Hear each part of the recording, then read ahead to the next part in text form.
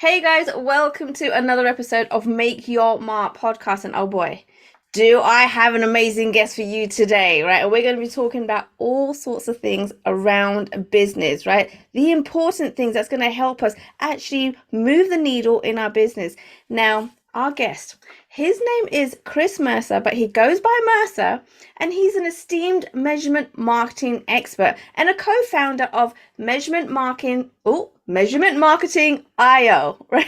With his extensive knowledge and ability to simplify complex concepts, and we all love that, guys.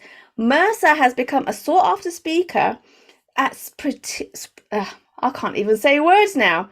Prestigious conferences and events, including Traffic and Conversion. We've all heard about that. Social Media Marketing World. Oh my goodness, that is an amazing event. And Content Jam and so much more. Like, he has been everywhere. He absolutely knows his stuff, guys. And we're going to be talking a lot more in depth about what it all means about measurement and marketing and operations and all that good stuff that we all need in our business. So please welcome Chris Mercer, who goes by Mercer, to the stage. Hey, Chris, I'm so excited to have you here. Thank you, Kay. I appreciate it. Thanks for having me. Absolutely. Oh my goodness. So when I heard and I could see like all the things that you've been doing and how you actually help people with their businesses, I'm like, oh, this is going to be a good one because even though people hate doing all the stats and the data and Yeah, measurements and all of that, we know that that actually makes a difference in our business, right? This is how we're going to scale yeah, up. But before, yeah. That's exactly right. right, and before we get into all that nitty gritty, right, we all know, Mercer, that it doesn't happen overnight. Right? There must have been a journey that you went through to get to where you are today. So I would love for you to share with the audience a little bit about what that looks like. What were some of the ups and downs that you went through?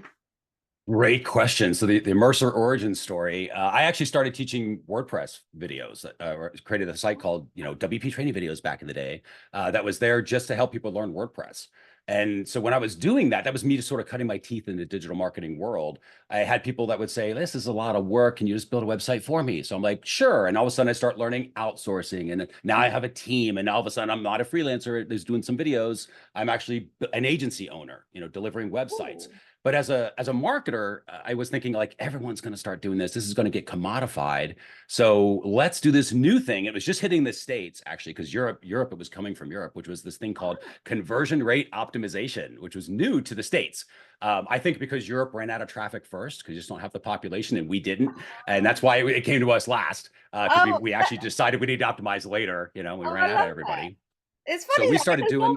normally everything starts in the US and then it goes Oh abroad. yeah, this was definitely Europe focused first. I think because you realized, oh, we're out of traffic, we have to get better at this, and that's the idea. And U.S. was like we had 300 million people, so we were still getting first impressions.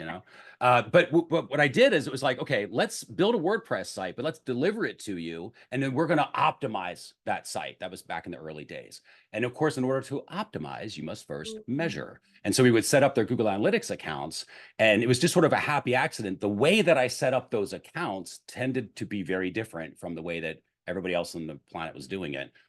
So when I was delivering the websites, people would see I would kind of walk them through. Here's how I can tell what's going on. Here's how I can tell if a Facebook ad caused the lead and if an email closed the sale and all that fun stuff. And then as they were doing that, the calls almost immediately changed. And it wasn't people coming in saying, hey, such and such said, you can build a website. It was, I was at this mastermind and this person showed me their Google Analytics. We don't need a website, but man, can you help us with that? And Ah. this is a big lesson for me is listen to the market, because the market will tell you what to do next if you are willing to accept their advice. And I think that's a hard thing, believe it or not, for a lot of entrepreneurs to do, because we have this control thing that we have to get out there and forge our path. And in reality, it's just listening to what people want and giving that to them. Absolutely. And it makes the game easier, right? So that's what I did. And so we pivoted and we stopped building the WordPress sites and all the other stuff. And we just moved into measurement marketing because the intention was tracking and analytics. That immediately makes you think data science and data, and all the entrepreneurs are like, blah, like I'm not a numbers person. And you go in this negative mindset, but Yeah. everybody can measure. Right? Everybody knows measurement. It's a ruler, it's a tape measure. It's not Right. hard. And it truly isn't if you have the proper strategies. And that's where measurementmarketing.io as a brand was born. And then we really focus on teaching that to companies in-house so they can have those skills. I think it's a really needed skill that most companies do not have. Yeah, absolutely. I totally agree. But I know there's some listeners out there that's probably thinking, but like people out there are measuring everything, right? That's the If you're challenge. Yeah. right, if you're a small business or even a startup, like what should be the first thing that you're measuring that you should be looking at, even if you can't do it all right now? Yeah, that's exactly right. And honestly, it's a fallacy. It's what I call social proof in reverse. Everybody's complaining about their numbers. I don't know what questions to be asking, or I have all this data, I have no idea what to do with it. And everybody goes and talks to everybody. Everybody goes, "Yeah, me too." And then Yeah. everyone goes, "Okay, well, let's keep doing the same thing." And I'm like, "Why would you do that? You're clearly telling each other what we're doing is not working, and then immediately agree to just keep doing that." And it makes no sense, right? Because you're going to keep getting the same problems and complaints, Right. multi-touch attribution, all the other stuff that people talk about. This is why the problem is still there, because no one's going, there's maybe we should not do it this way anymore, right? Mm, So what we teach is simplicity. And that's the idea. You don't need to measure everything. We don't need more data, right? We right. don't need more data. What we need is the correct data. We need the information that we to get the answers that we need to be able to get so we can take actions. We don't even want insights. I don't like using insights as a word because I think that's an overused word too. You don't care about insights. What you care about is what do I do next? An action. Right. So when you set up your measurement, you set it up specifically so that it leads to action.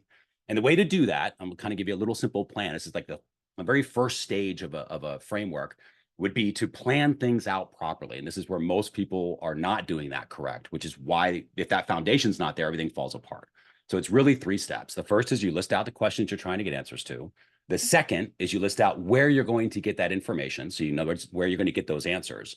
And the third, and this is the most important step, is you think about what am I going to do? What actions am I going to take based on the answers that I am about to get? So you think about that thing before you open up Google Analytics, before you go to Facebook Ads Manager, before you open that spreadsheet or look at your cart or whatever the thing is you're trying to interact with, that's a number.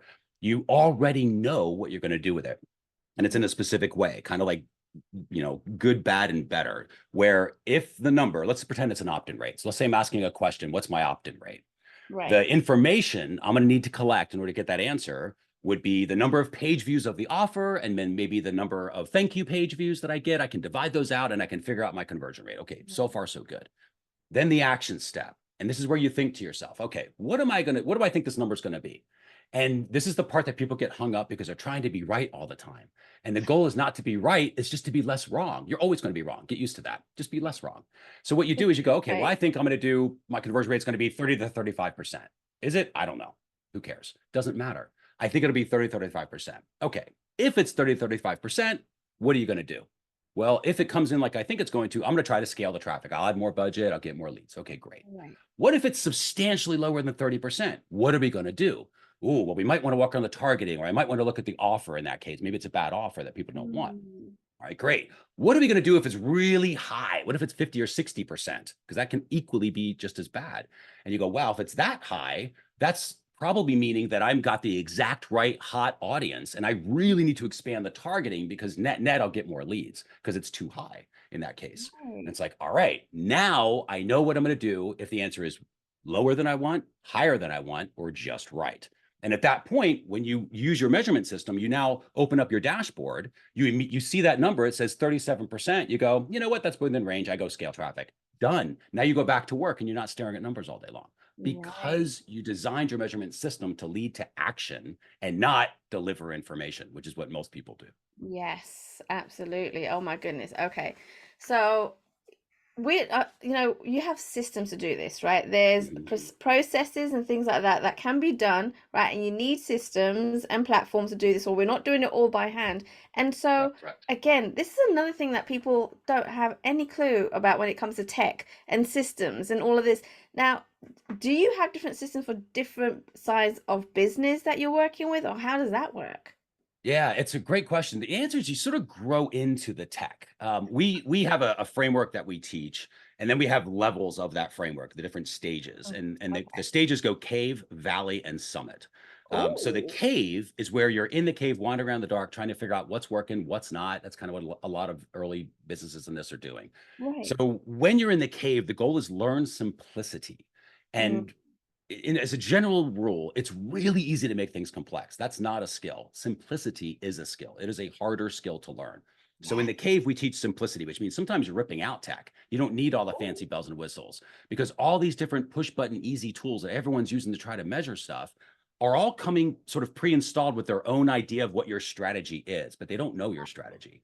So when you Right. have all these different tools coming in, the tools start to dictate your strategy. And that's the opposite is what should be happening. You should have a measurement strategy that dictates how you use those tools, Google Analytics included. So when you're just working in the cave, you can start with just a simple tool like Google Analytics, because it collects information, it stores that information, and it has reports, albeit they're a little ugly, but it has reports that you can get the answers to the things you're looking for, so you can go take action, right? That's possible. The next stage is what we call the valley of visibility. Instead of, once you sort of walk out of the cave, we describe this as riding the bike. So you're in the valley, you want to get around a little bit faster, so you're going to be riding a bike. But bicycle, it's a little more complex as a vehicle. It's not as easy as walking. It takes a little bit of time. There's a little bit of maintenance to riding a bike, but it's not that hard. It's a little more complex, but not that much more complex. So this is where you might add tools like Google Tag Manager, because it does a better job at collecting very specific behaviors. For example, you can tell Tag Manager when the pricing table comes into the viewable browser window for 5 seconds, go tell Facebook that they are considering the purchase. Right? You can get real specific in those behaviors. So you might add that on. So now it's in charge of collecting behaviors, and then Google Analytics stores and still reports.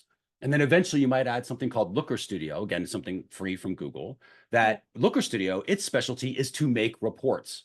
So you can make useful reports that you can actually lead to action. So now you've got Tag Manager, Google Analytics, and Looker Studio. So those 3 tools is something where you grow into the complexity. Do not start there, because it's too hard to learn them all at the same time. You start with Google Analytics, you grow into that complexity. And then you can keep coming up. The summit is what we call the mountaintop. And to get to the mountaintop, you need a helicopter. Helicopters are incredibly complex. They need teams. There's a lot of maintenance, right? They're hard to use. So you have to grow into that complexity. And the number one mistake most people do is they end up building a helicopter in the cave. So they don't know how to keep things simple, and they try to do complex things, but they're in a place where they have to keep things simple. And that's where you end up having these organizations that have all these challenges where it's like, well, we got all the numbers, we have no idea what to do with them. We're busy, busy, busy, but nothing's actually getting done. And that's the helicopter in the cave mentality. So once you learn simplicity, you actually start making progress and you build upon those foundations. And what's the kind of really awesome part of that is it is natural. It's like a natural growth. Kind of like when you plant a seed in the ground, you don't have to tell it how to do its job. It just sort of happens. That's the idea with skills when they're taught properly. Oh, I like that. I like that. Now, it's something that you just said there. You mentioned about building a helicopter in a cave, right? And I'm like, oh, I hear a lot of people saying, oh, well, this big person that's making millions of dollars is doing it this way. So we have to do it that way. That's how you become successful, right? Yeah. Yeah. What would you say to someone that comes to you saying that? And have you had anyone say that to you? Oh, all the time, because that's the idea. Like I might be on stage saying, hey, you know, it'd be great. You need a velocity of return report that shows you what your lead is worth on day 0, on day 7, on day 14, on day 30, on day 60, on day 90, and you can do your CPAs and blah, blah, blah. And everyone goes, yes, that'd be amazing. However, that is incredibly complex to build correctly. It's very complex. You need skills for that. So you've got to build those skills into that. And the way when everyone comes to me and they'll say things like, oh, I want this. The way I'll describe it is it's kind of like going to a gym. So if I'm at the gym and I'm bench pressing 400 pounds, which I cannot do, but let's pretend I could. So I'm bench pressing 400 pounds and you come into that gym and you're like, I would also like to bench 400 pounds, but you're just starting out. You're not going to be able to do that. You're going to hurt yourself, right? And that's exactly what it's like. We call it measurement muscle for that reason. You have to build measurement muscle on your team to handle the weight of a certain type of system that you want to use. And so you build your skills, you build your team skills, you understand how to use the tools, and then very naturally, just like muscle, I don't have to tell my muscles how to build themselves. They do it automatically as long as I'm exercising them. They'll naturally grow into that. And you'll look back and say, hey, you know what? It's been, maybe 6 months and now we've got a velocity of return report, but we knew how to do it. We built the muscle along the way. It's a solid foundation. And you avoid that house of cards thing that sometimes happens where people are spending a lot of time doing a lot of stuff. And then eventually they end up scratching it all and starting over again, and that reset thing that happens over and over in companies is because of that. They don't have those solid foundations. So that's how I describe it. It's like, you wouldn't expect the gym to all of a sudden that just because you decided it was 400 pounds that you can do it. You have to earn and learn your way in there. Same thing when it comes to measurement skills. Fortunately, it doesn't take a long time. I would say at least 90 days. You want to give yourself some time to sort of get out of the cave and practice the valley. But then you'll naturally grow into it from there. Oh, interesting. Oh, nice. That's not very long at all. At all. As long as you keep going, you're consistent, right? That's the trick. It's the consistency. That's the trick. Right. Because there's going to be frustrating things. There's going to be things you didn't account for. There's going to be new areas that you're uncomfortable with, and you sort of grow into those, you know. And that's where Yeah. whether you find teaching from us or anyone else that does this, the goal is have a place that you can go to get some support and talk through that as you learn those skills. Doesn't matter how you do it, just the fact that you have that mechanism in place. Absolutely. Absolutely. Okay. I love this. Now, when someone comes in, a new client, right, and they say, right, Mercer, I need your help, right? I don't know what I'm doing right now, and it could be at different levels of their business. What does your process look like? What's the first thing that you do with your clients? Could you just walk us through what that looks like? Yeah, it's really, it goes through the framework, and I'm going to try to see where they're not using a proper measurement strategy. So the strategy itself is really you plan things out, and we talked about that. We call it the KIA process because it's questions, Q, the information to get the answers, which is the I, right? So QI, Right. and then the A is the actions, right? What actions are we going to take? So that's already where most people have failed at that point. Not because they wanted to, they weren't aware that that's how it worked, right? Once you're Right. aware of it, all of a sudden you're like, I got the recipe. Now I'll use the recipe. So we Mm. work on their plans. Then we move into the build. Now, in the build, that's where you're actually using the tools, like setting up Google Analytics or Tag Manager, whatever the tool is that you're playing around with. Right. The idea is you've got to make sure that that platform understands the results you're trying to measure for.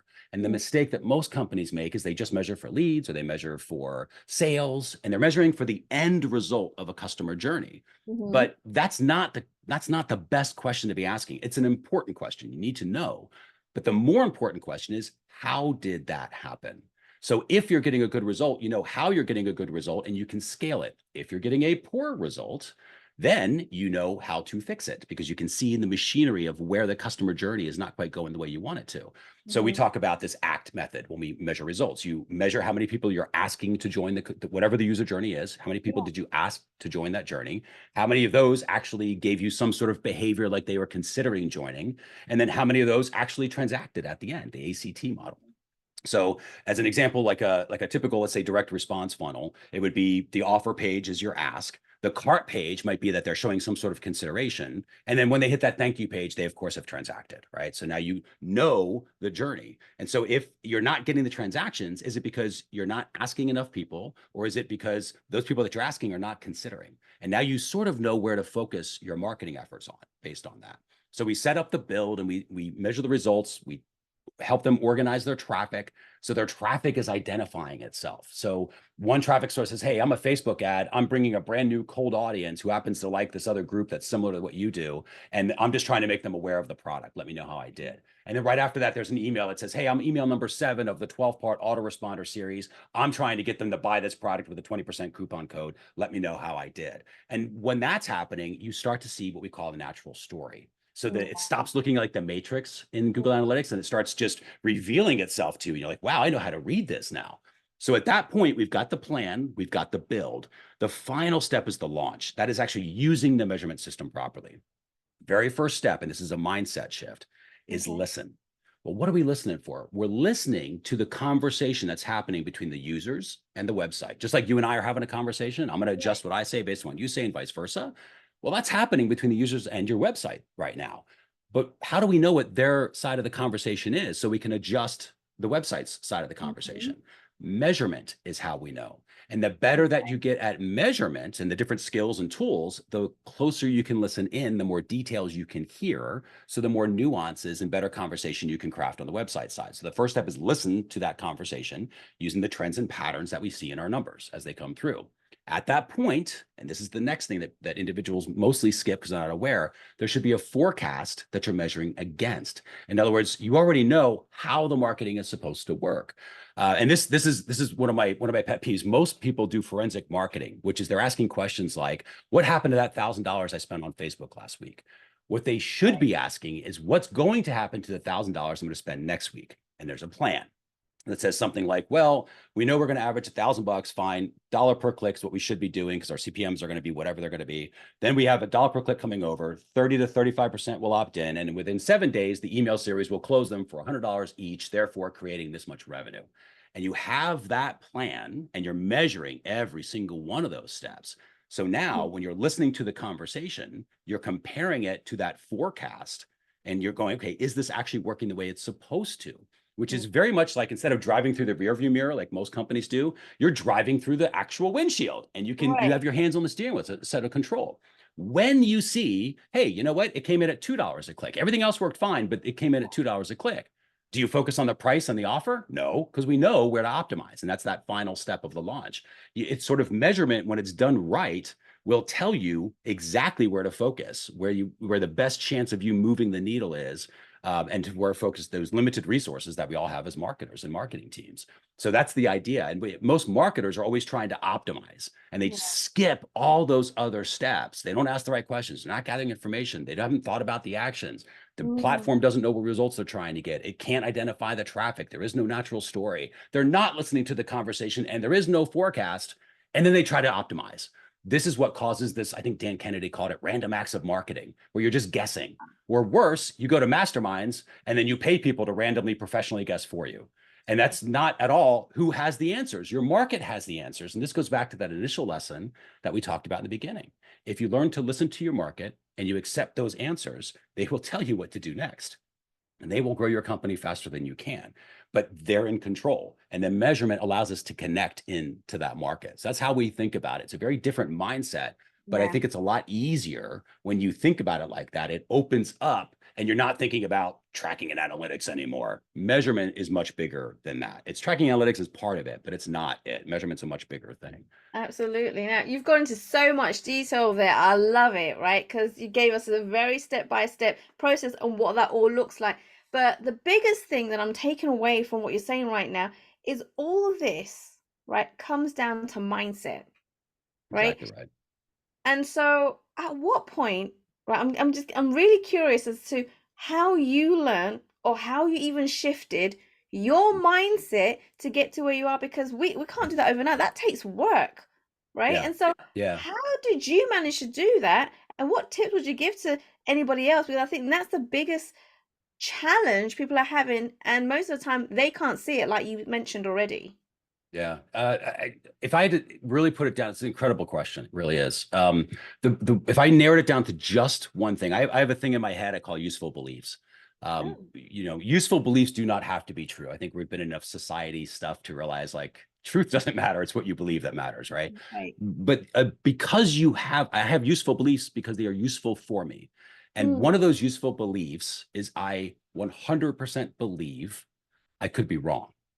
Doesn't mean I am. It just means I could be. So I'm open to a different way of looking at things.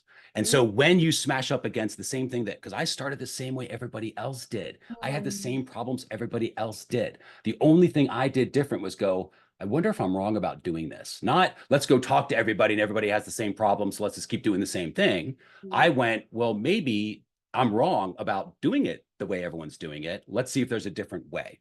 And then maybe that worked a little bit, but not all the way. But I went, okay, well, maybe I'm wrong about my first guess. Let's try to do the second guess. Let's try to do the third guess. And I'm very, very open to being wrong. It does not mean I believe I am wrong. It just believes I could be wrong. That's a very useful belief. And I Interesting. think if more individuals are doing that, you're more likely to see solutions, because if you do not believe you are wrong, you're not even open to the new ways. Absolutely. You cannot see them. So that would be the most powerful thing, is just the useful belief that you could be wrong. Doesn't mean you are, just means you could be. Yeah, cause oh wow, cause wrong, I feel like it's a word that nobody likes. Nobody, Stings. yeah, it really Yeah. does, right? And to Yeah. be okay with possibly being wrong, right? That's a Yeah. whole different shift altogether, Yeah. And the right? best part about that, I can say from experience, is once you've crossed that bridge, it kind of feels like you're walking through fire in the beginning, because nobody wants to believe they're wrong. But Right. that's the idea. I'm not saying you are wrong, and that's the trick. You're Mm, not you're not saying you're wrong. You're being open to being wrong. And I talk about in probabilities. There's the probabilities that I'm right, but there is a possibility that I am wrong. It could be 99.999% probability that I am correct, but there is always that 0.00001 chance that I am mm, wrong. And that's all it is. And once you believe that and you accept that, the sting is gone. There is no, you don't worry about being wrong anymore. So you're more open, you're more flexible, you can take action faster. Specifically, that's how I did it with the measurement system, was that belief. absolutely. You know what, it's funny because there's a friend of mine that always says, he goes, You can be right or you can be rich. Which one do you want to be? Right, Right. exactly. Yeah, there's some people who get so stuck. It's almost like a stubborn thing. They're not trying to be. They're not Yeah. making that decision, but that is the result of it. Mm. Exactly right. Yep. Is that something you had to work on yourself, or was that just something that just clicked to you? I think to some extent, yeah. Like it was probably in the early days that I learned that lesson by just being open to learning, seeing new Mm. things and just kind of going out there going, there's got to be a better way. There's got to be a better way. And Yeah. the only reason I could think that was because I deep down believed that I could be wrong. But Mm. it took me years and years and years to make that a conscious thing where I was aware that that was the belief and go, that's a useful belief. Now that I'm aware of that belief, I'm going to use it everywhere. And Yeah. since I've done that, it's like life has gotten easier, business has gotten easier Right. because I'm more open to things, Mm. relationships have gotten easier, because of that. And I think that, just for society in general would get a little easier if people were Absolutely. just like, I might be wrong about this. Here's what I believe, but I might be wrong. And let me see your Yeah. side of it. And when you do that, when you're open to those new things, the things just start to unlock a little bit, and then real growth naturally happens, which is the beauty of it. You don't have to make it happen. It just sort of starts feeling like it is happening without you putting so much effort into it. Absolutely. Now that makes complete sense to me because you're also thinking it must make it easier when you're building and hiring people in your team as well, Yeah. right? Oh yeah, yeah, absolutely. We have our one of my favorite people on the team, and they're all my favorites. But Julie Brade, our director of measurement, she started with us as a digital marketing assistant, for Oh, a few bucks, $15 an hour, back in the Craigslist days, when we found her on Craigslist, and this was wow. 9 years ago, and she's grown. She didn't know Google Analytics or Tag Manager or any of these tools. Half Mm. of them didn't even exist when she was hired. She came in, she grew, she learned. We did our best to make sure that that's the mindset that everybody has in the organization. Yeah. And now she's our director of measurement. She runs the measurement team. She handles clients. She runs the instructor team. And she's growing further. She's got plans to, take over as CEO one day, and that's what we want too, as especially as a business owner, as the entrepreneur. I don't want to have to work all day. I want to Right. get to that just investor mode, right? So the role of the entrepreneur is to grow the team. That's it. You develop your team. The role of the team is then to grow the company. And so we're very focused on developing our team. And you're right, that mindset is key to that. Yeah, it seriously can unlock so many different things for your clients, for your business, for yourself, like in every direction. It's a very powerful tool, and I love that shift, but it does have to be worked on, right? You got to It be does. aware of it, and you got to It's stop yourself. muscle. It's Yes. muscle. You have to go to the gym. You can't just make a Mm, decision and all of a sudden decide you're going to lift 400 pounds. That's not how life works. You absolutely. have to earn your way into that. But the decision is every day you try.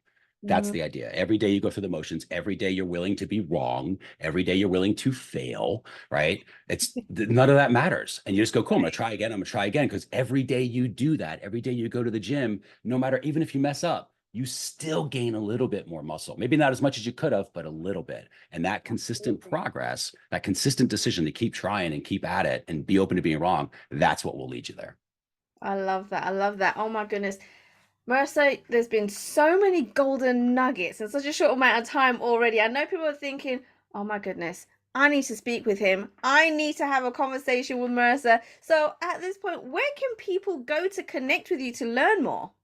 Absolutely. Well, if the measurement thing entices you, absolutely measurementmarketing.io was the best place to go. Check out that brand, and we can help you out in the measurement side of things. If more of the entrepreneurial training is kind of what you're looking for, and the systems and working with team members, developing your team, things like that, we've got a brand called profitschool.com that you can go to. So either measurementmarketing.io if you want to learn the measurement stuff, or profitschool.com for the business ops. And either Okay. way, we'd be happy to meet you. Perfect. Now, you did mention the profit score. I want to go in a Mhm. little bit more detail as to what that is. So you've got two different companies that help your clients in two different ways. So what Yeah. is profit score? Just for people that are listening and not too sure. Profit School is really geared for teams of 15 or less right now. And it's geared for what we call the wagon wheel entrepreneur, which is the entrepreneur who's saying things like, why am I the one that always has to find the errors? How come I can't find the right team? Why is it that if I leave the organization, I have to go to an event or something, that everything stops and nobody can figure out their own answers and all of that sort of Right. stuff, where you're in the middle of the wagon wheel and everything's coming at you all the time and nobody seems to be able to Mm. work on their own. Every entrepreneur goes through that. I did too. Every one. But that's because there is a system that you are just not aware of that is creating that. That's why it's so consistent. That's why every entrepreneur has that issue, because they're all using the same system, which is when you become a freelancer, you hire your first VA. Now, all of a sudden, you actually, what you don't realize, you just hired yourself as an owner now and as a manager, right? So now you've got all these additional roles, but you didn't go learn how to become a business owner. You didn't learn how to become a manager. So that's what happens. You just sort of start farming off work and not necessarily training your team and build and understanding you have to develop your team. So we help those companies get out of that wagon wheel and into more what we call the race car, which is like your team is in pit crew and they're allowing you to drive the race, to win the race for them, for everybody. Then you can do what you do. In other words, they're not providing you work anymore. They're actually giving you focus, and they take on the work. And then eventually it's where you get into that private jet mode, we call it, where it's like, okay, you're above, you've got your private jet, you've got where you want to be, and the team has their own focus and they have their own work and they're operating independently so that, you know, they can build the company for you. And your job is just to make sure that they have everything that they need to be able to do that. So that's what Profit School is about, is having that system in place and helping entrepreneurs to go through that. Oh, I love that. And so how long does that process take from being the one that everyone's coming to then building that jet where you can just kind of fly free fall? Yeah, that's a really good question. I can't promise that in 90 days you get to that jet mode. Oh, That's what? right. I wish. I know. I want to sell those easy buttons so much. I just don't have any. You know, I just have the it takes a little bit of work button. But the idea is that the work doesn't have to be hard. It doesn't have to be difficult. And so we teach a process we call OPS, which is offers, products, and then systems. And everything starts with systems. And so we really focus on those systems and use kind of the same way. You go through the wagon wheel system, you become aware of it, you define it. Once you can see the system, you go, oh, that doesn't make sense. And then you will adjust it. But you cannot fix what you cannot see. So we help entrepreneurs with that, a lot of that mindset training, and then you grow from there into the next variations of that. But I would say initially, again, it's that same 90 days to kind of get the core of the framework down, to actually sort of learn how the machinery works in the gym. And then it's just keep going to the gym. And then we help everybody go through it at the different levels that they need to. I see. Now, is it different? Are the systems different depending on if you're selling a product or a service or no?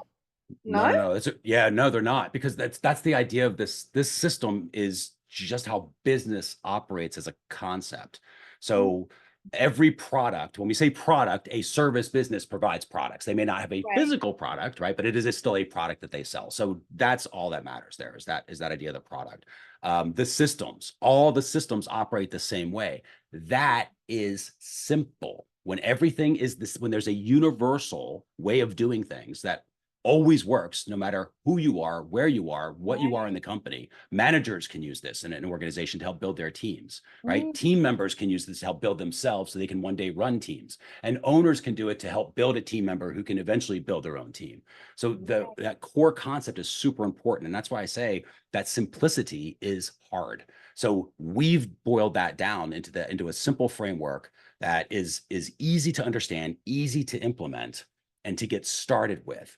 But you got to learn how to keep it simple. It's the same thing with measurement. You have to learn simplicity as a business owner first, rip out some of the complexity that you've built, and then you slowly start stair-stepping on and you start feeling momentum and this natural growth. And at that point, it's just keeping the plate spinning now that you've got the thing up and running. And that's what we are there to help everybody do.